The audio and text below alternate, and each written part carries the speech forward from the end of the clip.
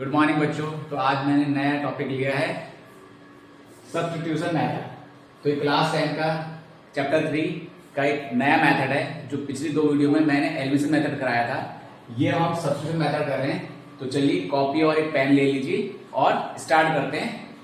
चलिए, तो सबसे पहले आपको क्या करना है, आप क्वेश्चन देख रहे हैं कि 2p - 3q = 2 लिखा है और p + 2q = 8 लिखा है। हमने फर्स्ट इक्वेशन को नंबर 1 दे दिया, इक्वेशन 1, और 2 को दे दिया इक्वेशन 2। अब क्या करना है, तो आपको पहले इक्वेशन 1 लिखनी है। तो 2p - 3q = 2, और सबसे पहले क्या काम करना है, आपको p को q की टर्म में लिखना है। किसका लिखना है? p को q की टर्म में। ध्यान दीजिए, p को q की टर्म में लिखना है। और ये कैसे करेंगे, तो देखिए, तो क्या करना है, q को आपको राइट हैंड साइड शिफ्ट कर देना है। तो हम 2p एज इट कॉपी कर लेंगे नीचे, और 2 जब ये शिफ्ट होगा तो ये बन जाएगा +3q। क्लियर? तो क्या हो जाएगा, 2 एज इट इज, ये माइनस का यहाँ प्लस हो जाएगा ट्रांसपोजिशन की वजह से। और अब ये p के साथ जो मल्टीपल है उसको हम रिमूव करेंगे। कैसे करेंगे, ये 2 नीचे आ जाएगा। आपने क्रॉस मल्टीप्लिकेशन सुना होगा, ये 2 आ गया आपके पास। क्लियर है? यहां तक समझ में आ गया। अब क्या करना है आपको, ये p की वैल्यू, इस p की वैल्यू को हम इक्वेशन 2 में पुट कर देंगे। किसमें कर देंगे? इक्वेशन 2 में। तो एग्जैक्टली आपको ये वैल्यू देंगे, p की वैल्यू जो है, ये वाली वैल्यू आपको यहां पुट कर देंगे। तो क्या करेंगे, p की जगह लिखेंगे यहाँ पे, देखिए यहाँ पे। तो आप पहले ये भी लिख सकते हैं कि p + 2q = 8। इक्वेशन 2 आपके पास गिवन है। p की जगह आपने लिखा 2 + 3q / 2 + 2q = 8। ओके, अब क्या करना है आपको, अब इसका एलसीएम लेंगे। क्या लेंगे? एलसीएम। 2 और 1 का एलसीएम आएगा 2। क्या आएगा? 2। और 2 का टेबल पढ़ेंगे 2 में, तो कितने टाइम्स आएगा? 1। 2 1 = 2। तो 1 को हम किससे मल्टीप्लाई करेंगे? इससे।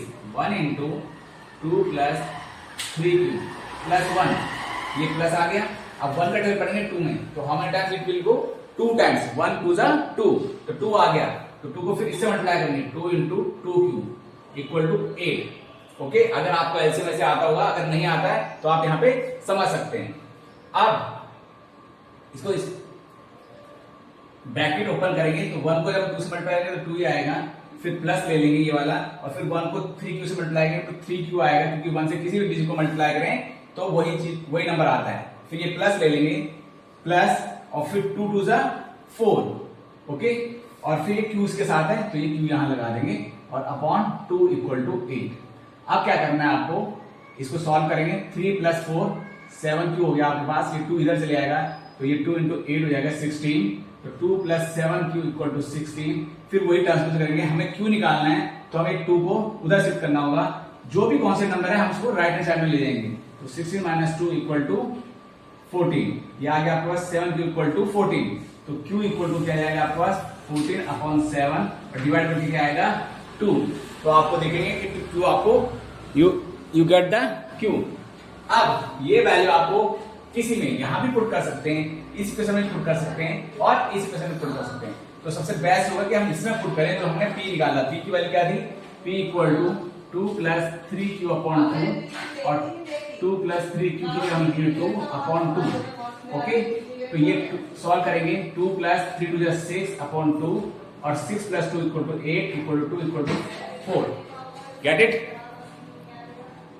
ओके, थोड़ा सा कैमरा में दिक्कत है, मैं दोबारा से इसको यहां से हम दोबारा रिपीट करते हैं, और इसको कैमरे को थोड़ा सा स्लाइड कर देते हैं, तो हमें जगह मिल जाएगी कैमरे के अंदर।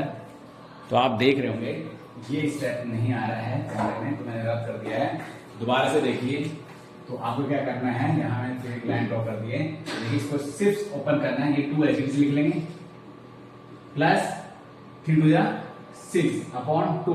तो 6 + 2 हो गया आपका 8/2, और कैंसिल आउट करके 8/2 = 4।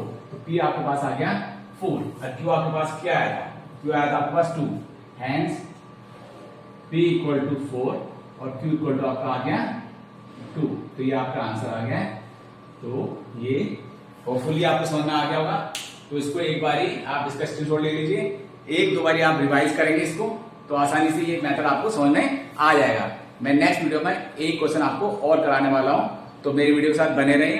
तब तक के लिए मैंने नेक्स्ट क्वेश्चन में लिया है सब्स्टिट्यूशन मेथड का, तो चलिए सॉल्व करते हैं। थोड़ा इजी मैंने लिया है ताकि आपको ये मेथड पूरी अच्छी तरह समझ में आए और फिर आप उसके ऊपर प्रैक्टिस कर सकते हैं, ठीक है। तो चलिए क्वेश्चन को देखते हैं। तो क्वेश्चन है x minus y equal to 5, दूसरी इक्वेशन है 2x plus 3y equal to 9।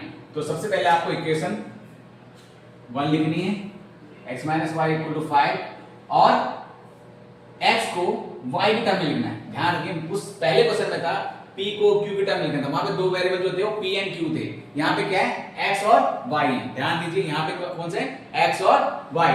तो अब हमें x को y की टर्म में लिखना है, तो कैसे करेंगे, x को y की टर्म में, किसी भी एक वेरिएबल को हम दूसरे की टर्म में लिखेंगे। तो क्योंकि x थोड़ा कंफर्टेबल है, पहले x आता है और y बाद में आता है, इसलिए हम x को जनरली हम y की टर्म में लिखते हैं। तो कैसे लिखेंगे, तो x इक्वल टू जाएगा 5 प्लस y।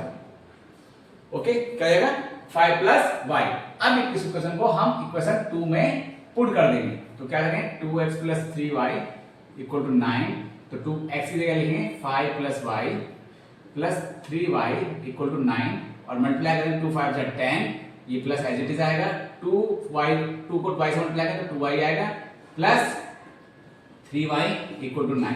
अब देखिए 10 प्लस दोनों ही वेरिएबल जो वेरिएबल टर्म है वो सेम है, तो हम ऐड कर सकते हैं। आपने पहले पढ़ा होगा, ये आ गया 9। ओके, अब क्या करना है आपको, ये 10 को उधर शिफ्ट करेंगे तो 5y इक्वल टू आएगा 9 माइनस 10, तो आंसर आएगा -1 हो जाएगा y, और ये y 5y आएगा, y इक्वल टू -1 बाय 5 आएगा। क्लियर। अब ये वैल्यू आप यहां पे पुट कर सकते हैं x की जगह। तो ये वैल्यू आप पुट करेंगे तो 5 y की जगह प्लस -1 बाय 5, और आप देखेंगे कि 5 प्लस माइनस माइनस हो जाएगा, ये 1 बाय 5 जाएगा। और जब आप एलसीएम लेंगे 1 और 5 का एलसीएम क्या आएगा, हमेशा जब भी 1 के साथ हो तो वही नंबर आपका एलसीएम आता है। तो 1 का टेबल पढ़ेंगे टिल 5 तक, तो ये 5 टाइम्स आएगा, 1 5 जा 5, 5 5 जा 25। तो 5 जो 5 आया क्वेश्चन आया उसको हम इस न्यूमरेटर से मल्टीप्लाई कर देंगे, देन माइनस फिर 5 का टेबल पढ़ेंगे टिल 5 तक, 5 1 जा 5, तो 1 इज क्वेश्चन। तो क्वेश्चन को हम 1 से मल्टीप्लाई करेंगे 1 into 1, तो आ गया 24 by 5। क्लियर।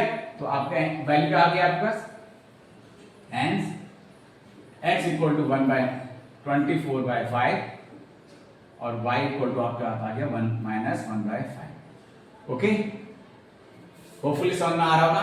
इजी क्वेश्चन है, एक बार इसको कॉपी में कर लीजिए और फिर देखिए ये आपका बहुत आसान कॉन्सेप्ट होने वाला है। चलिए मिलते हैं नेक्स्ट वीडियो में।